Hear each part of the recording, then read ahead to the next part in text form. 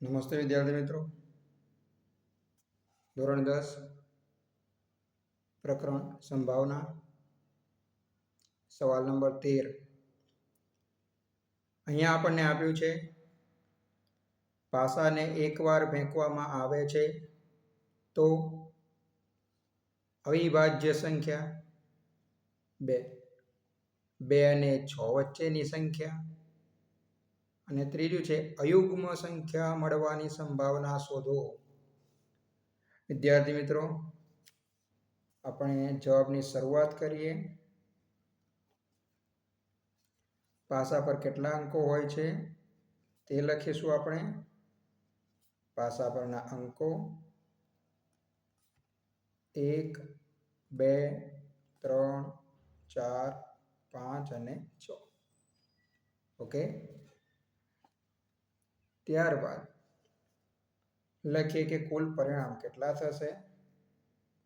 કુલ પરિણામોની સંખ્યા, કુલ પરિણામ જેટલા અંકો છે તેટલા જ, એટલે કે 6. પહેલી ઘટના શું છે જોઈએ. ઘટના 1 છે અવિભાજ્ય સંખ્યા મળે. તો ઘટના A બરાબર પાસા પર અવિભાજ્ય સંખ્યા મળે. ઓકે મિત્રો, આપણને થાય કે અવિભાજ્ય સંખ્યાઓ કઈ કઈ. તો જે સંખ્યાને માત્ર 2 અવયવ હોય, એક સંખ્યા પોતે અને 1, તેવી સંખ્યા આપણને મળે છે 2, 3 અને 5. તો એ લખી નાખીએ અવિભાજ્ય સંખ્યાઓ જાણકારી માટે. ઓકે, તો ઘટના A ના પરિણામોની સંખ્યા કેટલી થશે. ઘટના A ના પરિણામોની સંખ્યા, કેટલા પરિણામ છે 1, 2 અને 3, તો અહીં લખીશું 3. હવે આપણે સંભાવનાનું સૂત્ર લખીએ. P of A બરાબર ઘટના A ના પરિણામોની સંખ્યા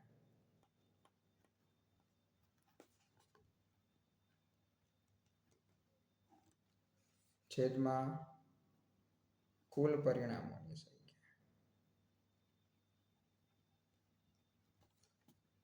બરાબર છે મિત્રો. હવે ઘટના એના પરિણામો કેટલા છે આપણી પાસે? 3. કુલ પરિણામો કેટલા છે? 6. તો જવાબ આપણને મળશે 3/6. મિત્રો, આમાં છેદ ઉડી શકે. 3 × 1 = 3, 3 × 2 = 6. તો અંતિમ જવાબ મળે છે આપણને 1/2. ઓકે, ચાલો મિત્રો આપણે બીજી ઘટના લઈએ. ઘટના B, પાસા પર 2 અને 6 વચ્ચેની સંખ્યા મળે.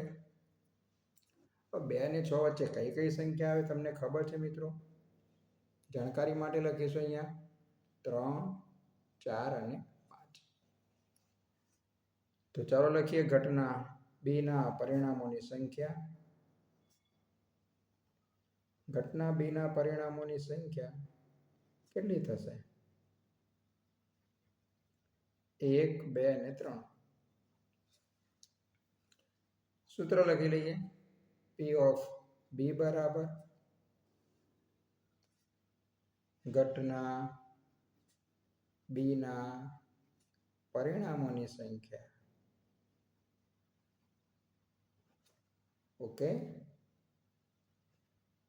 છેદમાં કુલ પરિણામોની સંખ્યા.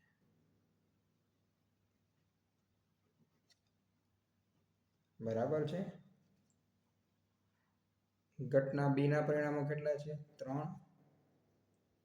કુલ પરિણામો આપણને ખબર છે 6. આમાં છેદ ઉડશે. 3 × 1 = 3, 3 × 2 = 6.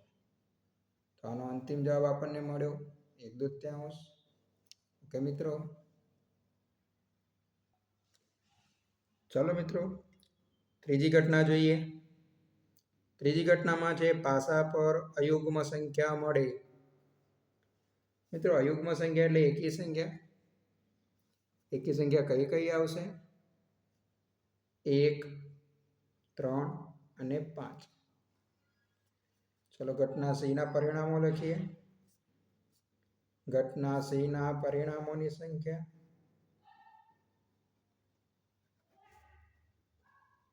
કેટલા થશે?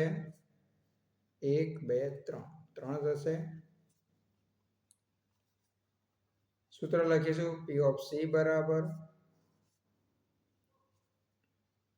ઘટના સી ના પરિણામોની સંખ્યા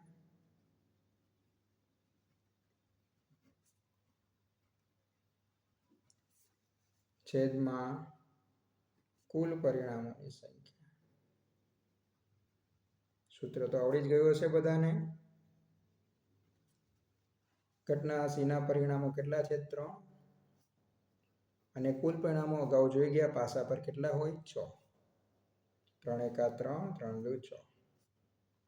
ફાઇનલ જવાબ મળે છે 1/2. ઓકે મિત્રો.